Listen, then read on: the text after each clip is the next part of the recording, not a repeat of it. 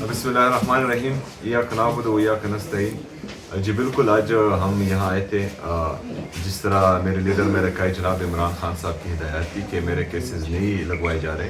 تو آج جنید اکبر صاحب بھی تھے، ہمارے ایم این اے بھی ہیں، صوبائی صدر پاکستان شریک انصاف بھی ہیں، علی محمد خان صاحب بھی ہیں، علی بخاری صاحب اور باقی اخلاق بھی تھے. باہر تمام parliamentarian MNAs MPAs senators صاحبان بھی جو ہیں بیٹھے ہوئے ہیں. تو ہم چاہ رہے یہ تھے کہ جن کیسز میں التوا رہا ہے اور نہیں لگائے جا رہے وجوہات پر، وہ وجوہات جاننے کی کوشش بھی کر رہے تھے اور یہ ریکویسٹ بھی چیف جسٹس صاحب سے کر رہے تھے کہ یہ کیسز لگائے جائیں. لیکن بہرحال 1.5 گھنٹہ کے انتظار کے بعد جو ہیں وہ ہم سے ملے نہیں اور ابھی جو ہیں ہم واپس آ گئے. یہ بتائیے گا کہ مسلسل P T I high court کے اندر آ کر دھرنا دے رہی ہے، ضمانت کا کیس ہے، 9 ماہ ہو چکے ہیں، سماعت کے لیے مقرر نہیں ہو رہا، اس کے بغیر بھی کوئی آپشن ہے آپ کے پاس یا کوئی راستہ اختیار کریں گے؟ دیکھیں جی، یہ میں پھر کہوں گا کہ یہ سوال آپ ہم سے نہ کریں کہ اس کے علاوہ کوئی راستہ ہے. سوال یہ کریں کہ انصاف کیوں نہیں ہو رہا، اور یہ ہم سے نہیں کریں، یہ ان سے کریں جو انصاف یا اپنے عدالتی احکامات منوانے والے ہیں. اور وہ جو ہیں اگر فرض کریں اپنے احکامات نہیں منوا پا رہے تو پھر جو ہے جمہوریت میں اور راستے ہیں، ان راستوں پر غور کیا جا رہا ہے. اچھا سی ایم صاحب، یہ بتائیے گا آپ قانونی آپشنز ایکسرسائز کر رہے ہیں اب تک، اس کے بعد الٹیمیٹلی احتجاج ہی آپشن بچتا ہے، لیکن سینیٹر فیصل واٹا ہوں، رینا ثناء اللہ ہوں اور دیگر حکومتی حلقے ہوں، ان کا یہ کہنا ہے کہ اگر احتجاج کرتے ہیں تو ریاست نے ایک فیصلہ کر لیا ہے، ان پر پابندی بھی لگے گی اور گورنر راج بھی لگ سکتا ہے اور پھینٹا بھی ہوگا، تو اس کو کیسے رسپونڈ کرتے ہیں؟ دیکھیں جی، یہ تو سیدھی بدماشی ہے. اگر فرض کریں آئین مجھے اس بات کی اجازت دیتا ہے کہ میں پرامن احتجاج کروں اور اس آئین کے اس آرٹیکل کو بندہ نہیں مان رہا، قانون نہیں مان رہا، آئین نہیں مان رہا اور وہ بدماشی کر رہا ہے، تو یہ بدماشی کا علاج تو پھر جو ہے ہم کیا کہہ سکتے ہیں. لیکن ہم احتجاج کریں گے، اور اگر کسی نے جو ہے آئین اور قانون سے اپنے آپ کو مبرا سمجھنا ہے اور بدماش سمجھنا ہے تو وہ پھر اپنی بدماشی دکھائیں. سہیل صاحب، 2 چھوٹے سوال. ایک تو 27ویں آئینی ترمیم جو لا رہے ہیں، آپ کیا سمجھتے ہیں کہ اس آئینی ترمیم کے لانے کا مقصد اور خاص طور پہ اس ٹائم پہ کیا مقصد جو ہے وہ اس حکومت کا ہے؟ دوسری طرف دیکھا جائے تو کوئی 20 درخواستیں آپ لوگوں کی، آپ کی اور کر لیں جو آپ کے رہنمائے سب کی، عمران خان سے ملنے کی اسلام آباد ہائی کورٹ میں آتی رہی ہیں، یہاں سے وہاں جاتے ہیں تو پولیس والے آپ لوگوں کو روک لیتے ہیں کہ اجازت نہیں ہے.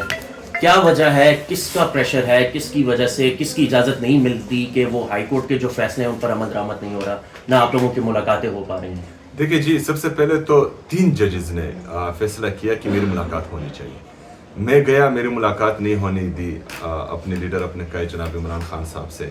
پھر ہم سائن شدہ آرڈر کا انتظار کر رہے تھے، وہ بھی تقریباً 3-4 دن بعد ملا اور اس آرڈر میں بھی کچھ نہیں لکھا ہوا تھا. تو یہ تو عدالتوں کا کام ہے اور وہ صحیح بتا سکتے ہیں کہ ان پر پریشر کس کا ہے. دوسری بات یہ ہے کہ 27ویں آئینی ترمیم کا ڈرافٹ پتہ نہیں انہوں نے بھی دیکھا ہوا ہے کہ نہیں، وہ کسی نے دیکھا ہی نہیں ہوا اور جو ہے وہ چل رہا ہے بابے. پہلے ہم ڈرافٹ دیکھیں گے تو اس کے بعد ہی اس پر کوئی کمنٹ کر سکتے ہیں. دوسرا اختیار ولی نے پریس کانفرنس کی اور اس کے علاوہ ہم دیکھ رہے ہیں تواتر کے ساتھ آپ کی ایک ویڈیو چلائی جا رہی ہے، منیف فاروق اور دیگر وہ کہہ رہے ہیں کہ اس کی بنیاد پہ نہلی کی طرف آپ کا معاملہ بڑھ سکتا ہے اگر آپ نے اچھے طریقے سے بیہیو نہ کیا. اختیار ولی کون ہے؟ مسلم لیگ نون کا. اچھا، دوسری بات میری نااہلی کی ہے. تو نااہلی جو ہے، میں نے تو پہلے بھی کہا تھا کہ نااہلی، یہ کرسی، یہ چیزیں چھوڑیں.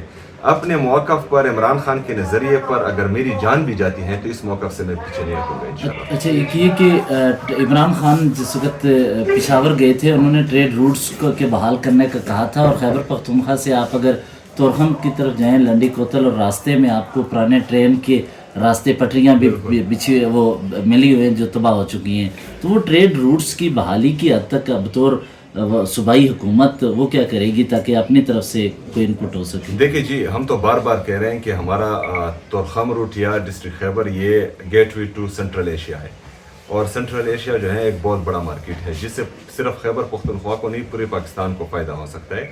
وہاں پر جو ہمارا ٹرین روٹ ہے اس پر باقاعدہ جو ہے ہمارا فیزیبلٹی اسٹڈی بھی شروع ہے. اس سے میں نے اپنی جو گورنمنٹ ہے اس سے یہ درخواست بھی کی ہے کہ آپ فیڈرل گورنمنٹ، کیونکہ چونکہ یہ ریلوے کے ساتھ ہے اور ریلوے جو ہے فیڈرل گورنمنٹ کے ساتھ آتا ہے، تو اس کے لیے بھی جو ہے ہم باقاعدہ پلان بنا رہے ہیں. تو انشاءاللہ تعالی ہم کوشش کریں گے کہ صوبہ خیبر پختونخوا کے اندر وہ اقدامات کرے جو اس سے پہلے نہ ہوئے ہوں اور پورے خیبر پختونخوا اور پاکستان کا فائدہ اس میں ہو.